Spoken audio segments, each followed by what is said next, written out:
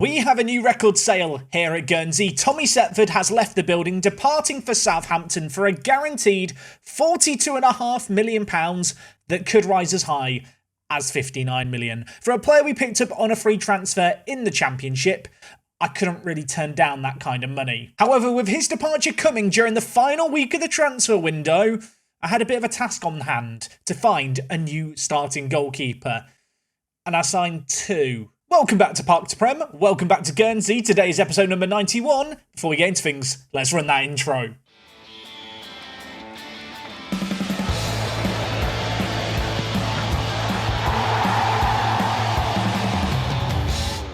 With the Tommy Setford sale going through, we now have £63 million in the bank and a transfer budget of just shy of £50 million. That is more money than I had at the start of the transfer window. I did immediately take some of that money and invest it into the youth and training facilities, but naturally, I needed a goalkeeper. And as I've already alluded to, we ended up signing two. The first, Bourdignon. We talked about this guy last episode, in on loan for the year from Inter Milan. A good goalkeeper, option to buy him at the end of this season if we want to for £11 million.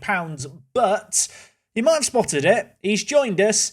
He's not yet played a game. And that's because I did find a new starting goalkeeper. A permanent signing signed on deadline day. Gregorio, also known as Greg. I've been calling him Greg in my head. I feel like we'll just call him Greg. This man, 21 years old, Spanish goalkeeper. If we just compare him with Setford here, is he better than Setford? I mean, when you look at the polygon, better shot stopping, better aerial reach, better communication. Maybe not quite as good off the line or mentally. When you look at it like this, the comparison, I feel like, swings maybe a little bit more in Tommy Setford's favour, but considering the price we sold Setford for, if I told you I signed Greg for £2.6 million, I think we can all agree it's a fantastic bit of business. He has been playing regularly for Real Betis over in La Liga, 2 seasons as their starting goalkeeper, signed him for £2.6 million. Only downside, he wanted £50,000 a week, but at 21 years old with a little bit of potential, some really good natural leadership, I feel like we've got a semi-long-term goalkeeping option here. And in his first 4 games, he's not done too badly. An average rating of 7.07. For a goalkeeper, I feel like in Football Manager is actually quite good. There were a couple of other bits of deadline day business that we did. The first, Sven has joined us and then gone back on loan to Bodo Glimt. Good little player, this guy, one for the future, signed for £1.8 million. You might remember there was that whole load of teams interested in him. I have had to pay him £16,000 a week, which is a lot more than I wanted to pay him. But it does mean he chose us over Dortmund and AC Milan, which I'm going to hope is going to prove to be a good bit of business in the long term. You can see here that Setford left us on the 27th of August, so we did have a couple of days to go out and find goalkeepers. A couple of other players have also left the building. Kevan Williams has gone on loan to our affiliate Boston United. Now he gets to go and play in League 2. And maybe prove his worth. Of course, Boston United are affiliates. I'm desperate to try and get promoted back to League 1. They're my hometown team. We've managed them in a past Park to Prem. They're currently down in 14th. Our other affiliate, Barnet, who I've not loaned anyone to, are currently top of League 2. So, yeah, the whole mission help Boston is not going very well at the moment. The only other player who has departed the building was Mason Burstow, out on loan to Burnley. No one wanted to sign him permanently, just means that we don't have to pay all his wages. Now, if you were paying attention to Greg's form page, you might have got a sneak peek at some of the results since you were last here. We have, in fact, only played 4 games in the league since last episode. We also played in the Carabao Cup against Charlton.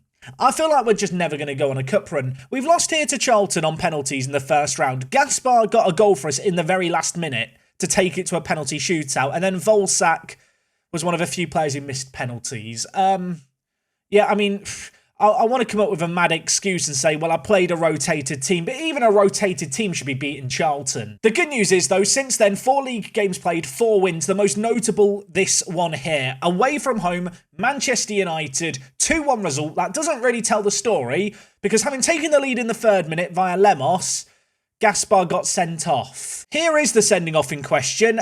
He's knocked out the centre-back. He literally elbowed him in the face. Violent conduct, stupid red. Still hasn't scored this year as well, Gaspar, which is a bit concerning. As for the goals, let's watch the goal. Goals are good, aren't they? Gaspar did get an assist for the first goal, inside to Lemos, who hit it first time into the bottom corner. Lemos has 4 goals in his opening 6 games. Only Big Knot can compare to that. And having scored 1 goal, well, we got a more classic Guernsey goal. Down a man, we scored from a corner. Manchester United did get a goal back in extra time right at the very end of the game. We're not going to question Greg's goalkeeping too much, but ultimately, VAR did give that goal, but it was too little too late, a massive, massive win. And like I said, made all the more impressive by the red card that we got very early on in that one. After that, we took on West Ham. We beat them last year. We beat them again here. Lemos in the 87th minute. I'm falling in love with this man. Last year, he was an absolute pain. This year, he's a pain for the opposition, and I'm enjoying watching him play. I saw comments last year saying I should be selling him, but we've kept our faith. He's continued to develop. And I maintain it. I think this guy is going to be the main man of this Guernsey team for many a year to come. Most recently, back-to-back 3-1 wins, the first of which was against Newcastle United here. 2 goals late on in this game ultimately secured us the win, including Tyrese Bignot's goal, which I feel like I should show you because it was good. Bignot has this habit of only scoring screamers. He scored a great goal in this game against Newcastle. The one against Bournemouth was actually kind of similar in terms of finish. Bignot to Hunter, runs on, hits it on the volley, top bins. I mean, powerful finish, good finish, made that win easy. And he went on to grab 2 further goals against Bournemouth. This was not as simple as I'd like to admit, but we did get over the line. And you know what? Let's just watch some more goals, because goals are nice to watch. The first one in this game, Machete dinked it through, Bignot chested it down, hit it on the volley. That was a ridiculous finish. I mean, this whole run of games that we've had has been amazing. We are overperforming our XG, and we have got a little bit of the rub of the green, but 6 wins in our first 6 games of the seasons is amazing. I've not yet mentioned it today. We are doing a triple header. So yeah, 3 matches coming your way. And well, when you see the football we've been playing in games like this one, you can see why I want to play 3 matches today. I want a longer episode. And also, I think it's going to be a good chance to check, are we the real deal, or are we kind of just fluking our way through? Because as good as we've been, we are overperforming kind of statistically, and I feel like the wheels have got to come off eventually. Here is the league table after 6 games played. We are unbeaten, 3 goals conceded in 6 games. We have a very good goal difference. Unfortunately, Man City, who ran away with the league last year, have a much better goal difference. They've scored 22 goals in 7 games. So in terms of matches we've got coming up today, we are going to be doing Leeds United away from home, a lucky away day at Elland Road, I hope. After that, we're at home against Blackburn, who of course massively overperformed last year. Unfortunately, towards the end of the season, they did tail off and ultimately miss out on European football. And after we take on them, the small matter of Chelsea away. Of course, last year we got a historic win against them in a live commentary at Stamford Bridge. Given the fact we've already beaten Manchester United away this year and Tottenham at home, maybe a chance for another upset. And thinking slightly ahead, if we were to win these 3 games, or at least get good points from these 3 games, we will come back tomorrow for Liverpool and Man City. I will start to think, yeah, this is a year where European football is on the cards. I have to do these kind of games. It could be a horrific idea. Maybe I'm planning too far ahead. Perhaps I should just focus on the 3 games in front of us now. Speaking of those games, first one is against Leeds United, currently in 10th place at Elland Road. Let's go do an away day. So we are heading up to Leeds and, of course, Elland Road. Now, the last time I was at Elland Road was a long, long time ago. I went to Elland Road, I think it would have been 8 years ago. It was Derby v Leeds. It was the last game of the season at Elland Road, and Will Hughes ran the game for Derby. Remember FM Wonder Kid Will Hughes? Yeah, he was very good in that game. Also, just a little bit of word of advice. If you are going for a Leeds away day, Leeds train station is not that close to Elland Road, especially after a few drinks. They do put on a shuttle bus service. Take the bus. Learn from my mistakes. Anyway, here we do have Elland Road, and first things first, can we get a view around the ground? We can. There are dots here, there, and everywhere. That makes me excited. Elland Road does have that classic kind of English football ground feel, I feel like, to it. Not a small stadium by any means. In fact, a very, very nice stadium. I will say the location is far out from the city centre, and as you might be able to tell from kind of just the surroundings, it's not the most picturesque of locations, surrounded by industrial estates. Things we love to see, Subway directly opposite the stadium. What is your sub of the day, folks? Mine is a meatball Mariana. I'm a meaty ball kind of guy. Also, if you're feeling more English, you can get Gravely's Fish and Chips. I'm sure Leeds fans have very stern and firm opinions on all these different food places that are, I assume, open on match days. Yeah, Leeds fans, where should you be going to get your pre-match scran? In terms of photospheres, there's not a load in the ground, but there's one in the centre circle. Are we going to get some lovely drone footage? Not quite. I'm going to say it now. Leeds might have some of the worst photospheres I've ever seen inside a stadium in a Jack Does an Away day. Why are we here? Also, is this Windows 7? Clean your keyboard, mate. I am very concerned that I've used all the photospheres that might have been good. In terms of Premier League car parking, I've seen better.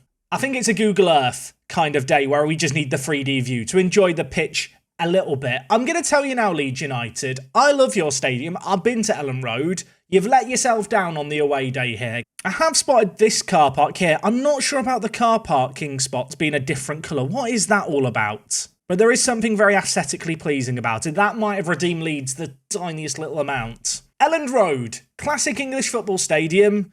Not a good away day when we're doing it this way. I'm really sorry, Leeds fans, because I know how good it can be. 4.5 out of 10. You're getting the half for the car park and the subway. I'm sad too. So heading into the Leeds game, I think this is the team we're going to go with. The one position I have been umming and ahhing about is right wing back. Of course, Gutierrez, bit of a makeshift option this year because we haven't got any alternatives that were available.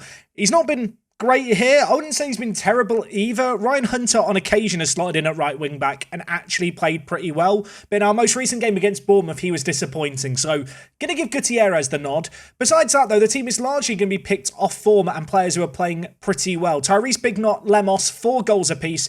Jaime, not really talked about him a great deal. 4 assists and 1 goal to his name, a 7.22 rating playing as that roaming playmaker for us. Elsewhere, Adu Giamfi, been a bit slow to get going, missed the start of season through injury, has played the last 3 games for us without really wowing us, but I feel like I have to give the 18-year-old a bit more time to establish himself. Now, I didn't realise until I sat down to do this game that actually there's an international break after this match. So we are going to be playing international football roulette where players might potentially come back injured. Hopefully we're going to be fine. I'll say now, Leeds United have 2 ridiculous strikers in Tezgel and also Vitor Roque. They are going to be a pretty good test for our defence. In fact, they're so good, I'm just going to show you how good the 2 of them are. As a pair of footballers, the fact that these guys play for a team in 10th in the Premier League, I mean, that's kind of mad. So this is a very good Leeds team. Defensively, we're going to be tested. Looking at Warunga, looking at Tejera, looking at Fallentine, looking at Greg as well in goal. He's making his live commentary debut today with a triple header. Let's see if he can show what he showed me in the first 4 games of the season as well. We could be on the attack here. Big Knot's got the ball, giving it back to Gutierrez. Jaime dinks it. Gaspar flakes it. Is he onside? If he's onside, it's the first league goal he's scored in about 10, 15 games. He didn't score in the league at all this year. Got 1 goal in the Carabao Cup draw. Is this going to count? It is going to count. And, well, welcome back, Gaspar. I did think after he got sent off for elbowing a bloke in the head that maybe I should drop him for longer, but he served his suspension. He's done his time, and that was like a no-look backwards header. It's a ridiculous finish. It's 1-0. Not going to say it too loudly. It's Jaime's 5th assist of the season. And he's looking very good as a roaming playmaker. I know people are still bitter. We're going to have a fight to the end of time in the comment section about Jaime as a defensive mid or as a centre attacking mid. He's doing the job at one end. And I'll tell you what, Greg's doing the job at the other end. That is a ridiculous save by the keeper. I now don't want to believe we can do something on the counter because I feel like that was the highlight. But Greg's made a ridiculous stop. I bloody love Greg. Greg, do it again for us. I feel like I'm bigging him up now. I'm starting to believe in him too much. Have we just given away a penalty? Tejera, it was outside the box, referee. I don't have the best view from here. 100% outside the box. Never a penalty. See, get me in the VAR booth. Halfway through the first half, not having as much of the ball as I would like to see us have. That said, obviously, we've taken the 1 chance that came our way, and we're not playing too badly. It's not like Leeds, for all their possession, are creating a great deal here. And with 10 minutes left of the half, it's a very classic Guernsey performance, by which I mean defensively solid, not creating a whole lot, but in a bizarre way, we are kind of controlling the game. Corner for us. Jaime going to look to whip the ball in. Tejera near post can't get there. Jones now has the ball for Leeds. A potential counter-attack on the offing here. Oh my word. Where are our players? Why are we not running back? What are we doing? Vitor Roque through. He should finish this. He does finish it. Good finish. Not going to blame Greg for that one. He has been left high and dry by the defence. This is one of those bizarre Football Manager moments where if I just pause it here, we had 2 players back on 1 for the corner itself. Somehow, Leeds United managed to get all their players forward, and we've just got, 6 blokes in the middle just going for a casual jog. They don't want to get back, and well, they didn't get back. Warunga, look at him try and get back. Vitor Roque made a move, and, well, to be honest, the finish was quite good at the end of it by Leeds' number 10. If you thought that was going to be the last bit of action, though, the half, you might be mistaken. Just 1 minute left plus any additional time, and we are in possession. Big Knot played through. A man who's been in great goal-scoring form. Shrugs past his man, plays it in. Lemos scores it. I think this is going to count. It's his 5th goal of the season. Big Knot and Lemos, they have been the 2 breakthrough players for us to start this season, looking really, really good. Machete with the ball through. Big Knot moving into the channels, shrugs off that tackle superbly, uses his 16 acceleration and, well, his 14 passing there to pick out the pass, and Lemos with a very simple finish at the end of it. Half-time, 2-1, having conceded that goal, I was ready to get shouty. All of a sudden, I'm having second thoughts. I'm going to tell the players it's been a good first-half performance. They're all happy.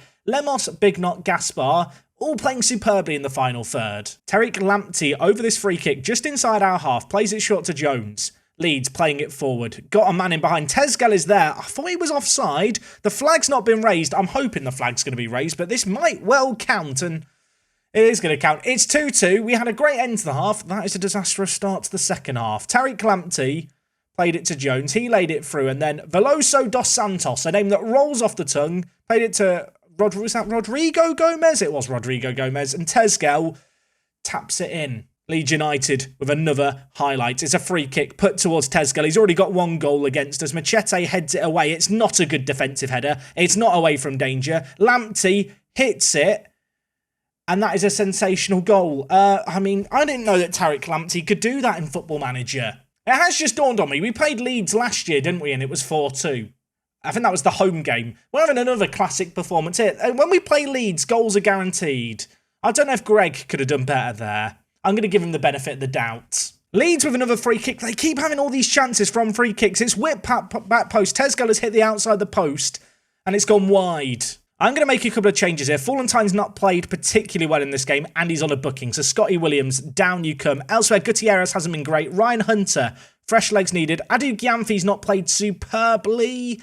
You know what, Adam? It's your time to shine. On you come, mate. I mean, undoubtedly, Leeds have superior quality to us, especially with their two strikers. They have, well, a ridiculously good team. There's a reason they are in the top half of the Premier League. I suppose you'd look at us and go, well, surely there's a reason, Jack, you're second in the Premier League. I think it might just be luck. It's 4-2. We had 4-2 against them last year. We won it on that occasion. We're losing 4-2 here. Rodrigo Gomez, free kick back post. Hughes, great header. Greg, I'm not blaming Greg. I'm not going to blame him. Montero is going to come on in place of Machete. I have got one last sub. Where would you use it? What do I do? You know what? Rurunga off you come. Volsak on you come. At this point, we might as well try and go for it a little bit more. But to be honest, I think Leeds have had the better of us today. Corner for Leeds. Victor Roque going to cross it in. Russo was there. Volsak's already got booked during his cameo appearance. Do not get booked again. He gets it forward to Gaspar. If we could get a goal back now with a couple of minutes left, maybe we'd have an outside chance of getting a goal. But for whatever the dickings that was that Volshak who had the header there? This might be 5-2 Leeds. VAR, rule this out, please. Save me some embarrassment. It's going to count. We were unbeaten to start the year. Last season, I never won off camera, and then every time we came back, I felt like we ground out results. Is this year about to be the opposite? We hadn't lost before this. Maybe Leeds took what I said about Ellen Road to heart. We have got a corner here. Jaime is going to whip it back post. Tejera is there, heads it over. And that set piece marks the end of the game. Greg, 5.9. Greg. Look, he's got an international break to go mentally reset. You've not covered yourself in glory today, mate, and I've really bigged you up. Let's look at the silver lining. Still 2 more matches today and an international break. So the players now, they can go and reflect on that performance and hopefully come back and play better in the next games. Speaking of which, our next game is against 4th place Blackburn Rovers. I mean, they are overperforming like we are. Their media prediction is 13th, so maybe they are more justified in their 4th place placement. So many teams have drawn against one another towards the top, and it is just a weird mix-up of teams, to be honest, across the board. We are still actually 5 points ahead of the team in 3rd. I mean, whether or not we're still going to be that far clear, by the end of today, it kind of feels unlikely at this point. Blackburn up next, international break to get through. Hopefully no injuries. I'll see you after 14 days. I feel like over the last 12 months, we've had the year of affiliates. We've got another new affiliate in Central Coast Mariners, which is hopefully going to boost our reputation and merchandise sales in Australia. We've got an affiliate in Australia, an affiliate in China. We really are becoming a big football team, or at least that's what it feels like now. Whether or not people in China and Australia actually care about us because of these affiliates remains to be seen. Now, more good news, we have survived international football roulette. There are no new injuries to speak of. That said, off the back of last game, I am going to make a couple of changes. I am going to start Ryan Hunter for this game. I am going to start Adam, I think, as well at left centre-back. Overall, I was pretty happy with our efforts in the final third. That last game against Leeds, I don't want to take too much from. I feel like it was a little bit of a freak result. There was a lot of set-piece goals that were scored and conceded. that mean that I'm not going to overanalyze things too much, especially because it's the first blip we've had all year. Very rarely in Football Manager will you have an absolutely perfect season, especially with the kind of players that we've got. But Greg, I took him to a side after the last game, criticised his last match. He's gone away and played in the Spanish youth team setup. I'm hoping that now he's back here, he's going to put a better foot forward today. And we certainly need him to, because this Blackburn team is a mean machine. They are up in 6th in the league. They are on a very good run. Last year, they finished comfortably in the top half. And, well, they're unbeaten in the last 4 games. They've got a few players that you might recognise here in the likes of Savio and Telles Magno. In fact, Blackburn, they've got a bit of a Brazil vibe going on, this Blackburn team. Still not over it, our new stadium. Every time we come back to a home game and it's just a bigger stand and it's green seats, I just feel happy. It's kind of mad. We'd only conceded 3 goals in all the previous matches going into that previous one against Leeds, where we then went on to concede 5. So looking for a better defensive display today. And I think Greg's made a save there. I don't think that came off our defender. That was a really good stop by the keeper. And now, can we make something, well, happen out from the back? I was about to ask before Teixeira gave away the ball. Menu gives the ball wide to Jeffcott in this wide area for Blackburn on the far side. Players queuing up in the middle. Teixeira, big header, gets it away.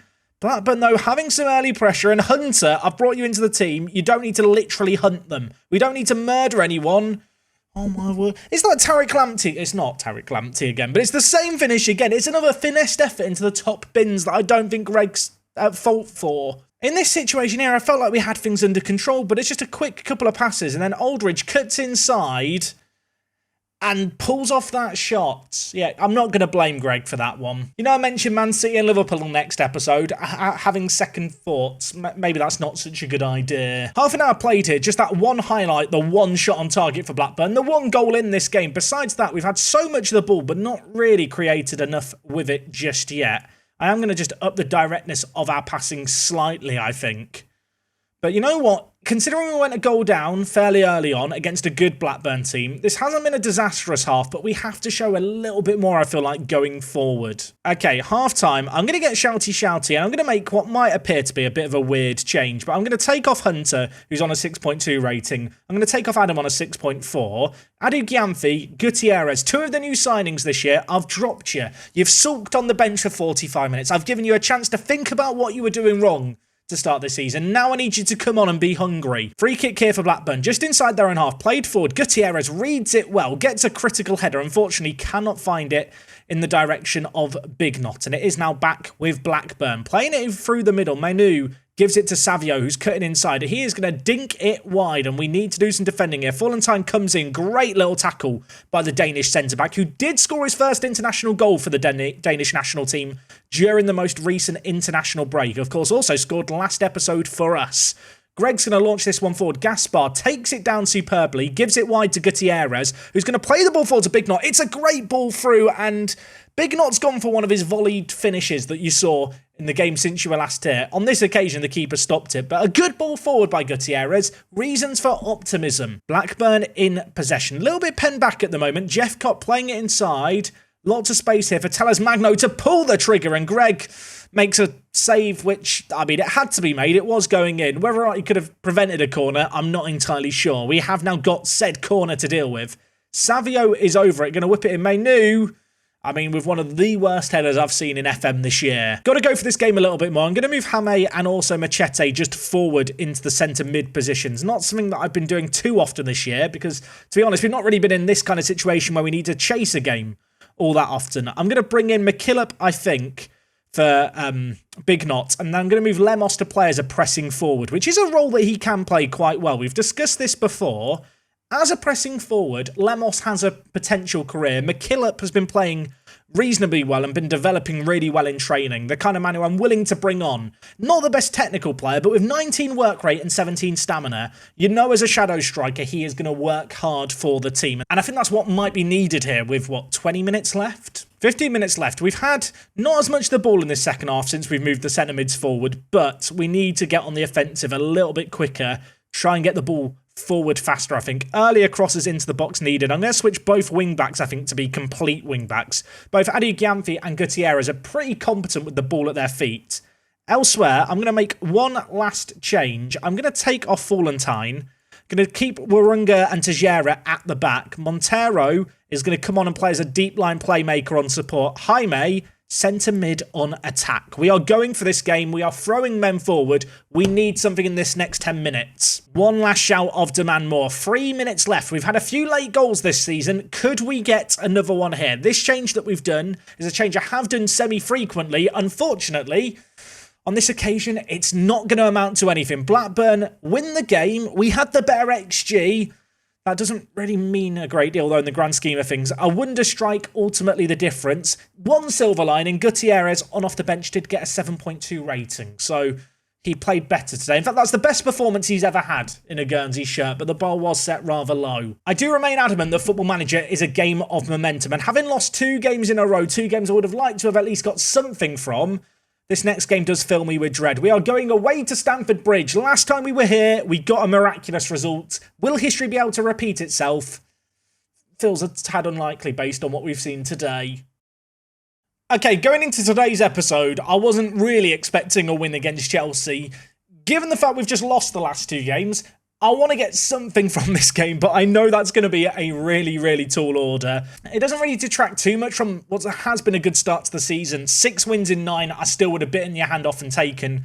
Going into this year, I was kind of looking at it as a year of another mid-table finish. I mean, we are still technically second in the league, but it's been a bit of a wake-up call today. So I'm going to rotate things slightly for today's game. Adu Giamfi and Gutierrez are going to start. Elsewhere, Montero is going to get a start in the centre defensive mid position. He's been playing really well in training, has been away and played with the Uruguayan national team on a couple of occasions now. And I do wonder if there is a world in which we can make a roaming playmaker alongside a deep line playmaker work. They are 2 fairly complementary roles. We might see a little bit of a gap between the 2 of them and Lemos. If that happens, we might look to tweak things slightly. But I'm hoping that with Gutierrez to the right, that won't be so much of a problem. Elsewhere, Scott Williams is going to come in for Fallentine, who has not been particularly well on the pitch. I mean, off the pitch, he's training well and he's developing well, but just not been in the best of form. Scott Williams is someone who I feel like we can rely on. Besides that, though, Gaspar, Bignot, Lemos, players who have put in a pretty good performance overall. Certainly better performances than we were getting from our attacking players last year.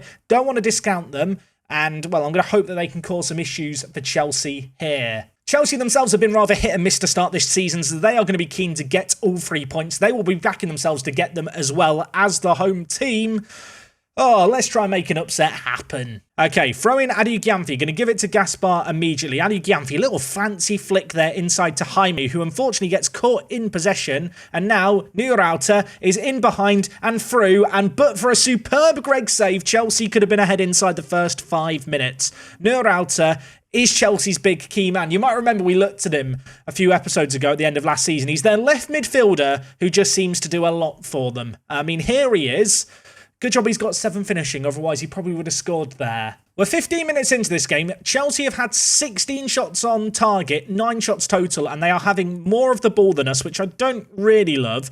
Going to just try and get our players to pass it out from the back a little bit more, reduce the amount that we're passing into space, just to hopefully allow us just to control possession that tiny bit more. But at the moment, Chelsea looking very, very good in this game. Reece James inside to Petrovic. Of course, with the way that we like to play, normally we do enjoy having the ball. But with 2 strikers who are very, very pacey in Gaspar and, of course, Bignot, we have got the capabilities to catch teams on the break. Although, I mean, Havertz has to be offside there, right?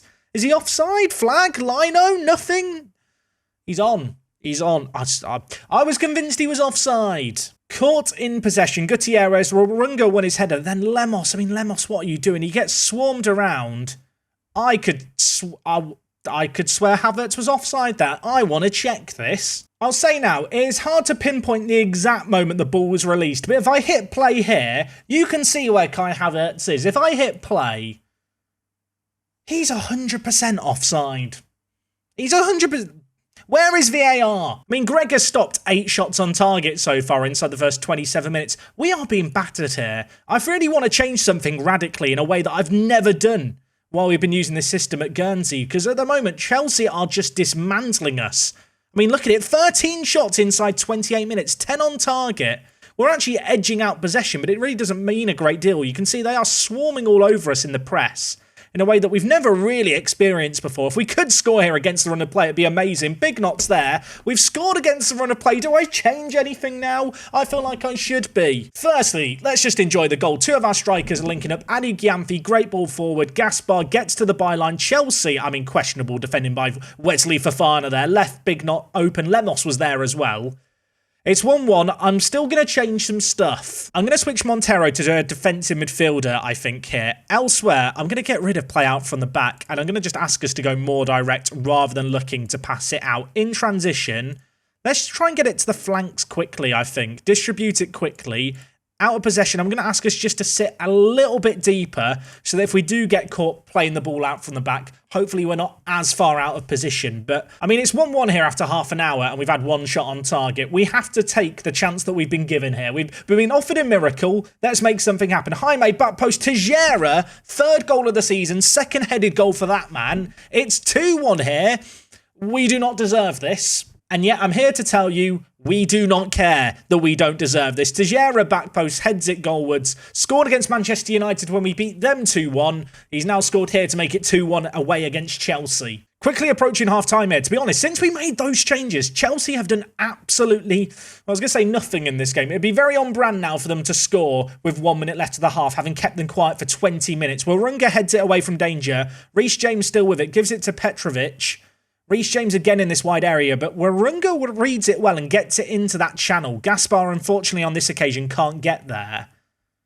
I mean, the fact that we're ahead against Chelsea shows that we do have some quality. We have the ability to put up a fight, but Nuralta has the ability to do that. That might be the best goal I've seen against us since we've been in the Premier League. That Nuralta bloke, their key man, he's quite good at football. He picks the ball up and then smashes it home. I know Greg's not been great defensively this episode. He's had some absolute bangers scored against him. I don't think he can take any blame for that one. I've told the players they've not been bad, but they can improve. I've got faith in all of them. Lots of green, happy, smiley faces.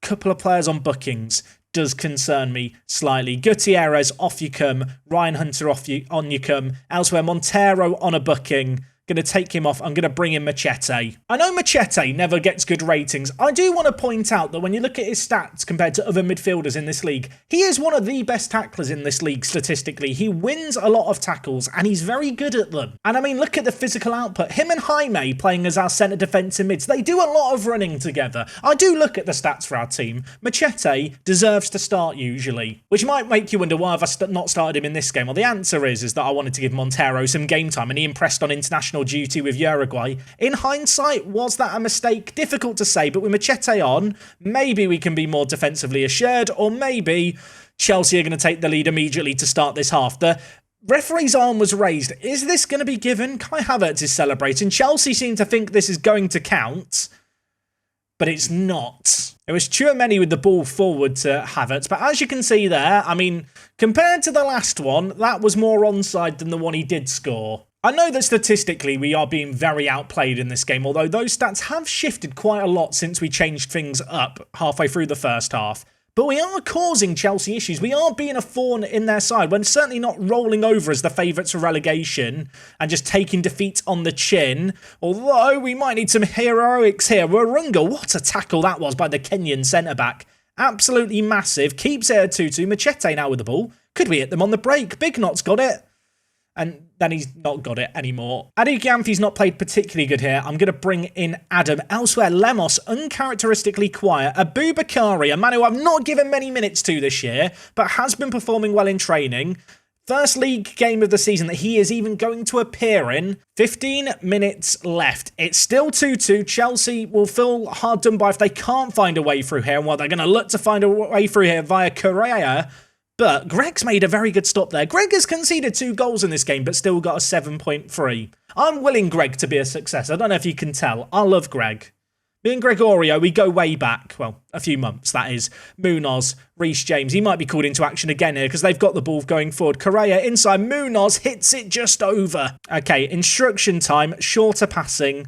Gonna up the time wasting slightly. If we could hold on for the 2-2 here, it'd be a very crucial point. And Chelsea are throwing men forward, trying to make something happen. But with 3 minutes left, we are holding firm. And I'll tell you what, it might not be a win. It might not have been all that pretty. But we've held on for a very, very important point there, and you can see, best performer for us, Gregorio. What a man. That's a very satisfying result. No one really gave us a chance going into that one, and whilst it is only a point, it's a point that sees us hold on to second place, at least for now. And as for Chelsea, they remain down in 7th. I talked about us beating Manchester United and that being a great result, didn't I, earlier? They're down in 15th with 8 points from 8 games. Manchester United are mudded this season, and Tottenham, who I was delighted with beating at the start of the season, they're not going much better in 12th. Maybe those results in hindsight weren't as impressive as I thought they were. I feel like that result against Chelsea has just given me enough hope that European football is still on the cards that I am going to have to come back for Liverpool and Manchester City. My head is telling me this is a terrible idea. My heart's saying, go on, cause an upset, Jack. Close the gap on Man City. Push for the top 4 this year.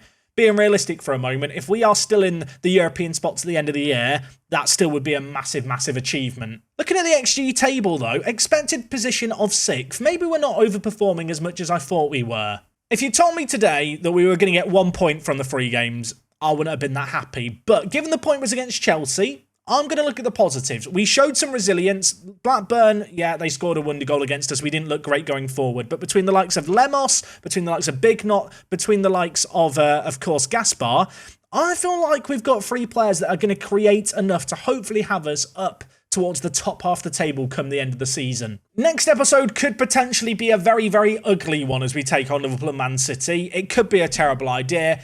We'll find out tomorrow. I hope you guys are excited for it. If you have enjoyed today's episode, do make sure to drop a like on it. We will be back tomorrow with more Park to Prem action. Until next time, take it easy. It is me, Jack, and I'll see you on the next one. I'm out.